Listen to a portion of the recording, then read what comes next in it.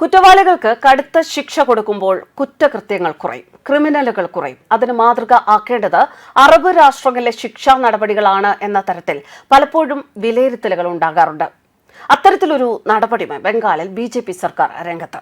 ബംഗാളിൽ കുറ്റവാളികളെ ഭയപ്പെടുത്തുന്നതിനും ജനവിശ്വാസം നേടുന്നതിനുമായി പോലീസ് പുതിയ നടപടിയിലേക്ക്.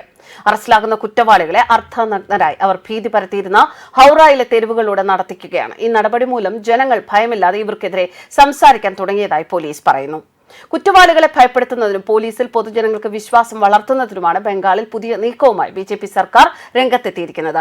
കഴിഞ്ഞ കുറച്ചു ദിവസങ്ങളായി ബംഗാൾ പോലീസ് പിടികൂടുന്ന കുറ്റവാളികളെ അർദ്ധനഗ്നരായി നോർത്ത് സൗത്ത് സെൻട്രൽ ഹൗറയിലെ തെരുവുകളിലൂടെ നടത്തിക്കുകയാണ്.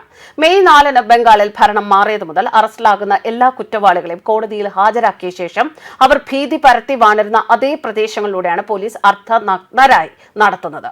മുൻപൊക്കെ ഈ ഗുണ്ടകളെ കാണുമ്പോൾ തന്നെ ജനങ്ങളുടെ മനസ്സിൽ ഭയം നിറയുകയും അറിയാതെ തന്നെ ബഹുമാനത്തോടെ അവരെ കൈകൾ കൂപ്പി തൊഴുകുകയും ചെയ്യുമായിരുന്നു. എന്നാൽ ഇപ്പോൾ ഈ കുറ്റവാളികളുടെ അപമാനം നേരിട്ട് കണ്ടതോടെ പ്രദേശവാസികൾ ഒതുങ്ങിയ ശബ്ദത്തിലല്ലാതെ പരസ്യമായി തന്നെ ഇവർക്കെതിരെ സംസാരിക്കാൻ തുടങ്ങിയിരിക്കുന്നു. നോർത്ത് ഹൗറയിൽ ആ പ്രദേശത്തെ കുപ്രസിദ്ധ ഡോൺ എന്ന് വിളിക്കപ്പെടുന്ന ആകാശ് സിംഗിനെ തലമുണ്ടനം ചെയ്ത് സ്ലീവ്ലെസ് വെസ്റ്റ് മാത്രം ധരിപ്പിച്ച് പോലീസ് തെരുവിലൂടെ നടത്തിച്ചു. ഈ മാസം തുടക്കത്തിലാണ് പോലീസ് ഇയാളെ അറസ്റ്റ് ചെയ്തത്. തുടർന്ന് ബുധനാഴ്ച ഇയാൾ കുറ്റകൃത്യങ്ങൾ നടത്തിയിരുന്ന എല്ലാ പ്രദേശങ്ങളിലും പോലീസ് ഇയാളെ എത്തിക്കുകയായിരുന്നു. ഇതിനിടയിൽ കുറ്റകൃത്യം നടന്ന സ്ഥലം പുനഃസൃഷ്ടിച്ച് പരിശോധിക്കുകയും ചെയ്തു. 2021-ലും അതിനുശേഷമുള്ള വർഷങ്ങളിലും നിരവധി ആക്രമണങ്ങളും ബോംബേറുകളും മറ്റ് ക്രിമിനൽ സംഭവങ്ങളും നടന്ന സ്ഥലങ്ങൾ അന്വേഷണ ഉദ്യോഗസ്ഥർ വിശദമായി പരിശോധിച്ചു. സൗത്ത് ഹൗറയിലെ സംക്രയിൽ പ്രദേശത്ത് ഷഹീൻ മുല്ല എന്ന ആളെയും സമാനമായ രീതിയിൽ പോലീസ് പൊതുമധ്യത്തിലൂടെ നടത്തിച്ചു. ലോക്കൽ MLA പ്രിയ പാലിന്റെ പേരിൽ വൻതോതിൽ പണം തട്ടിയതിനാണ് ട്രാഫിക് ഹോം ഗാർഡായിരുന്ന മുല്ലയെ പോലീസ് അറസ്റ്റ് ചെയ്തത്. നോർത്ത് സൗത്ത് ഹൗറയിലെ സംഭവങ്ങൾക്ക് പിന്നാലെ ഷിബ്സൂർ സ്റ്റേഷനിലെ പോലീസും സെൻട്രൽ ഹൗറയിലെ ചൌരാബസ്തി പ്രദേശത്തിലൂടെ ഷമീം അഹമ്മദ് ബാഡെ എന്ന കുപ്രസിദ്ധ വ്യക്തിയെ ഇതേ രീതിയിൽ നടത്തിച്ചു.